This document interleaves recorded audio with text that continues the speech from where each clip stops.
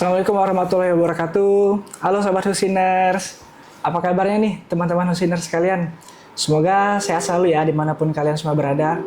Jadi kembali lagi nih sama saya Haris. Jadi pada hari ini kita mau sharing-sharing, mau bahas yaitu tentang masalah jantung pada pasien-pasien penderita kanker. Atau kalau di dunia medisnya biasa dikenal dengan kardio-onkologi. Pada hari ini bersama saya udah ada narasumber kita nih yaitu Dr. Edo, spesialis jantung dan pembuluh. Dokter, apa kabarnya? Halo, Mas Haris. Halo, Husiners. Oke dokter, jadi untuk hari ini kita boleh ya dok izin sharing-sharing dikit ya dok tentang kardio-onkologi dok. Boleh? Akhir-akhir ini kan ada salah satu public figure kita yang terkena masalah cancer dan akhirnya meninggal dunia kan dok. Iya. Nah yang Haris baca-baca tuh salah satu pengobatan cancer itu bisa dari radioterapi, kemoterapi ataupun juga intervensi untuk dari kardio-onkologi dok. Nah untuk kardio-onkologi sendiri itu apa sih dok? Ya, jadi kardio-onkologi ini adalah salah satu cabang ilmu ya.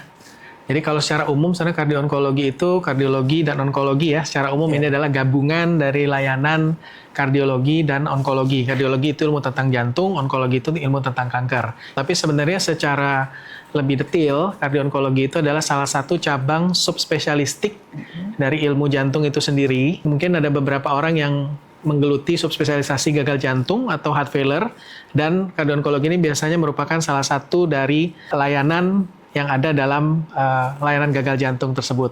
Karena kita tahu tadi ya, ada mungkin sobat-sobat Husiners yang sedang menjalani kemoterapi atau radioterapi. Kadang-kadang misalnya kemoterapi ini mengandung beberapa zat, ya, misalnya zat-zat seperti antrasiklin, nah yaitu yang berpotensi untuk mengganggu fungsi jantung secara umum. Nah, jadi tujuan daripada layanan kardio-onkologi itu sebenarnya adalah untuk mencegah jangan sampai pasien itu mengalami bengkak jantung atau gagal jantung akibat mungkin risiko atau efek samping dari obat-obat kemoterapi yang sedang berlangsung. Dan apabila tidak kita kontrol atau tidak kurang kita awasi, ya mungkin bisa menimbulkan dampak pada lokasi yang tidak seharusnya gitu. Kenapa pada pasien-pasien dalam pengobatan kanker itu mereka biasa riskan untuk terkena pada masalah jantung dan pembuluh darahnya tuh dok? Ya. Yang pertama yang kita tahu adalah memang beberapa kanker itu kan bisa bersifat ganas ya, atau kemudian bisa bersifat metastasis atau menyebar ke tempat lain. Pada pasien-pasien kanker ini mengalami juga secara bersamaan itu gangguan di dalam sistem sirkulasi darahnya. Ya, misalnya pada pasien kanker misalnya terjadi pengentalan darah. Nah, pengentalan darah sendiri ini misalnya dapat menimbulkan bekuan darah di tempat-tempat tertentu ya, misalnya di pembuluh-pembuluh paha. Itu bisa terjadi bekuan darah yang kalau dalam istilah medisnya kita kenal dengan deep vein thrombosis.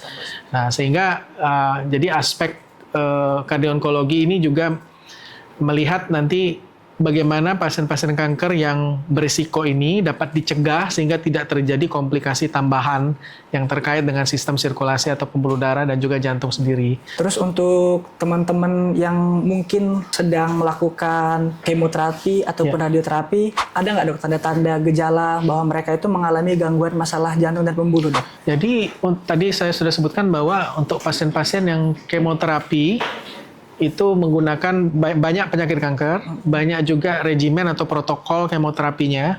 Ya, tapi mungkin yang saat ini menjadi fokus layanan kami untuk kardio-onkologi itu terutama adalah pasien-pasien yang mendapatkan kemoterapi berupa antrasiklin. Ya. Nah, karena antrasiklin ini adalah salah satu zat kemoterapi yang potensi untuk mengganggu jantungnya itu besar. Jadi dia menimbulkan kardiotoksisitas tipe 1. Jadi kardiotoksisitas tipe 1 itu kalau kita cepat mengatasinya atau kita cepat antisipasi, maka dia masih bisa reversibel atau dibalikan. Dan memang tujuannya itu kita menapis atau men-screening. Jadi jangan sampai dia udah terjadi baru kita tahu. Berkaitan dengan yang tadi tuh dok, kata statement dokter kan jangan sampai kita tahu setelah terjadi dok. Ya. Nah jadi kapan sih dok waktu terbaiknya untuk kita mengkonsultasikan tentang masalah kardio-onkologi ini dok? Baik, jadi biasanya kita melakukan pemeriksaan jantung itu pada 3 titik yang vital ya. Yang pertama adalah sebelum dimulai kemoterapi atau radioterapi. Karena kita pengen tahu apa nilai modal awal pasiennya, kondisi jantungnya sudah baik atau tidak. Jadi kan bisa saja pasien-pasien mengalami kanker, sebelumnya dia sudah mengalami penyakit jantung yang lain. Misalnya sudah punya jantung koroner, misalnya sudah ada hipertensi, atau ada penyakit-penyakit lain yang memang harus diantisipasi. Misalnya apakah obat-obatan lamanya harus diteruskan? Nah, ini jadi pertanyaan-pertanyaan pasien ya. Jadi sebelum kemoterapi. Nah, jadi dengan tahu modal dasar pasien, kita bisa memprediksi besar atau tidak untuk mengalami gangguan jantung lebih lanjut nantinya. Lalu untuk layanan kardio-onkologi kita di Muhammad Husin ini sudah bisa ya dok di Geraha Eksekutif kan dok? Sudah bisa dilakukan Sudah nanti? bisa dilakukan di Geraha Eksekutif. Silakan nanti mengkonsultasikan. Untuk harinya itu dok, hari apa aja dok? Sebenarnya kita sudah punya layanan khusus di polinya khusus sendiri. Nah, cuman mungkin kalau di Geraha Eksekutif mungkin by person ya, artinya ke dokter spesialis jantung yang ada. Nanti mungkin pasien ini akan diarahkan untuk ke poli kardio-onkologinya. Oke, baik dokter, yang terakhir nih dok, untuk mungkin closing statement, apakah ada tips dan juga saran buat teman-teman Husiner sekalian yang sedang ataupun akan melakukan kemoterapi agar tetap bisa menjaga kesehatan jantungnya tuh dok? Dan kita sangat paham bahwa teman-teman Husiners ya harus tetap semangat dalam menjalani terapi untuk kankernya. Ya, kita di RSUP Muhammad Husin, kita sudah siap dengan polikardionkologi untuk juga membantu membackup kesehatan jantung Anda selama menjalani proses kemoterapi atau radioterapi. Baik dokter, mungkin itu saja ya dok bincang-bincang kita pada hari ini. Terima kasih dokter untuk masukan dan juga tipsnya. Semoga bermanfaat bagi kita semua, serta menambah edukasi dan wawasan khususnya tentang masalah jantung dan pembuluh pada pasien-pasien kanker. Oke, mungkin juga kami segenap tim, staf, dan juga manajemen mewakili dari Rumah Sakit Muhammad Husin Palembang mengucapkan selamat merayakan Idul Fitri 1447 Hijriah. Semoga di hari yang penuh kemenangan ini kita semua mendapatkan keberkahan dan juga kebahagiaan.